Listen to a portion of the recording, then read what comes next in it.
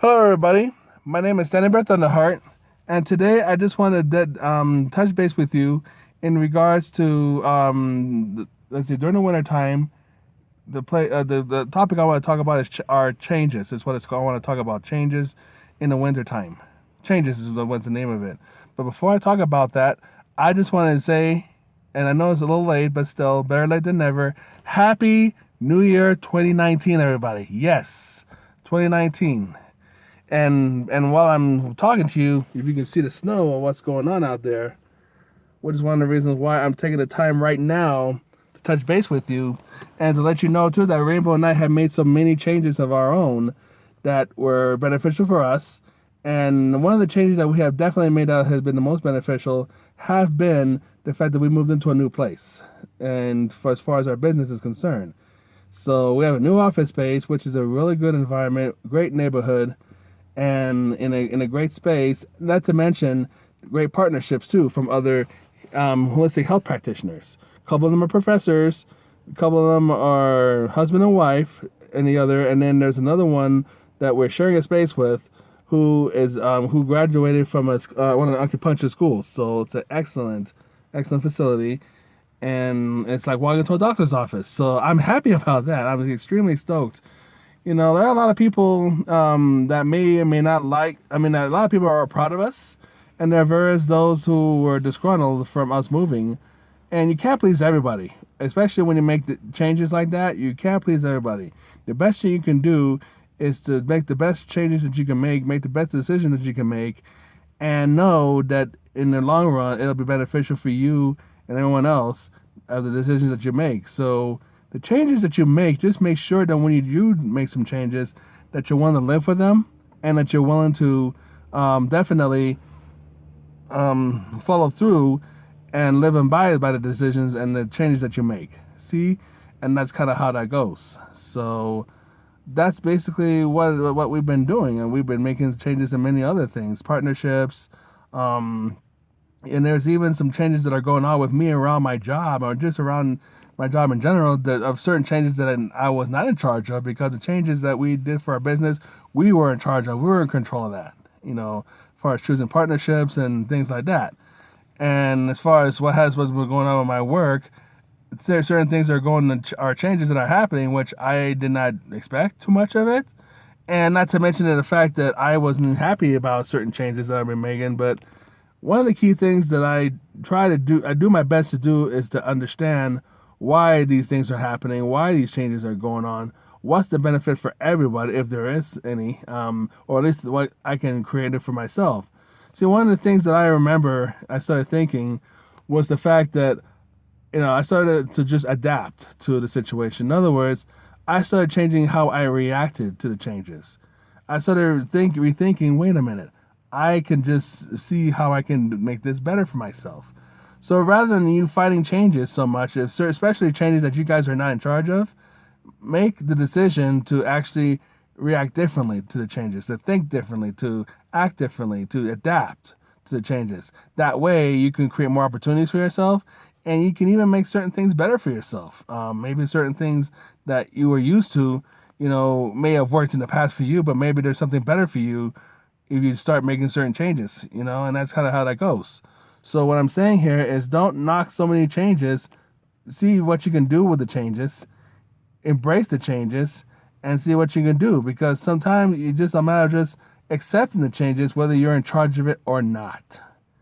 That's the trick. Sometimes you just have to accept certain things you cannot control. The only thing you can do is control your own mind and your own thoughts and your own, feelings and emotions and things like that. And then just, control your actions and change and adapt to it and see how that goes. So, and speaking of changes, one of the key things I also want to touch base about are about New Year's resolution and decision making. A lot of people throughout the year, I mean, especially during the New Year's, they always like to make New Year's resolutions. But when you make decisions, you can make decisions at any time you want. And so my point to this is, a lot of people make this New Year's resolution, but they don't stick to it. Why they don't stick to it? It's because that is such a half-ass, cliche-ish type of thing that people do, before the new year happens. Oh, I'm gonna make a change during the new year and all this other stuff, or I'm gonna do this, I'm gonna do that. But yet they don't stick to it, not even after 3 weeks. Why? Because there's not a decision that was made. It was just a half-cocked, way of saying, I'm just doing it because the new year is here, rather than really taking it to heart that, hey, I really want to do this. If you were serious about making decisions, you do it anytime.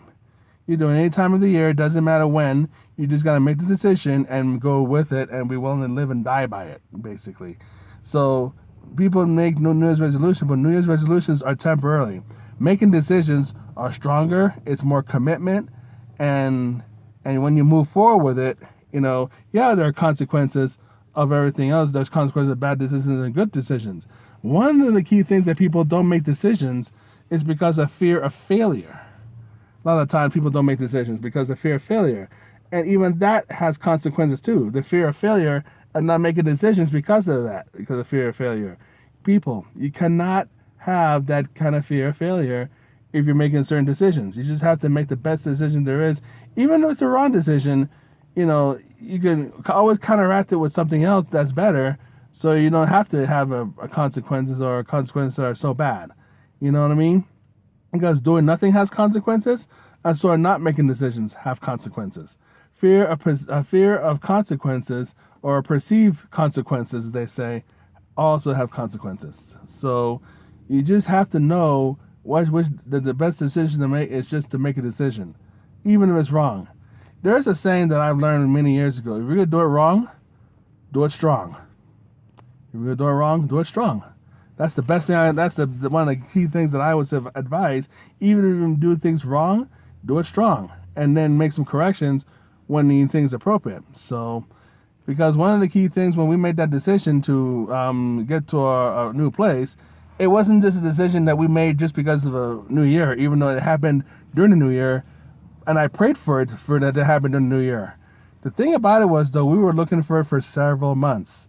We were looking for a place for several months, whether it's to afford the right space, or to have the right partnerships, or to have a little bit of both, and just be in unison and be in harmony.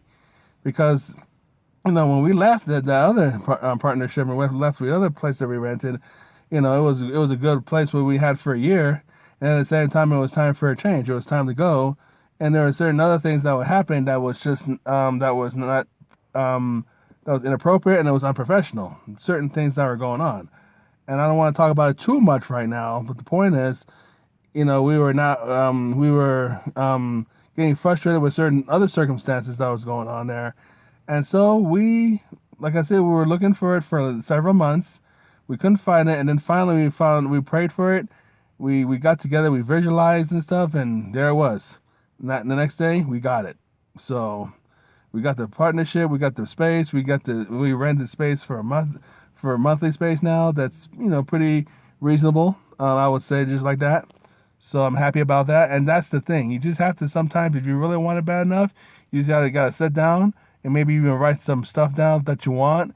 Make a list. Do visualizations, do meditations, do some self-hypnosis, something that's going to really further your mindset. Sometimes you just got to listen to certain people that you admire to get your mindset right, so you can make the necessary changes that you can make for yourself. You see, and make the right decisions that you can make for yourself. Because once you get your mind right a certain way, and you heal yourself and so forth, the world's your oyster, as they say. The world's your oyster. So, and like I said before, you're not going to please everybody. You're not going to please everybody with your decisions.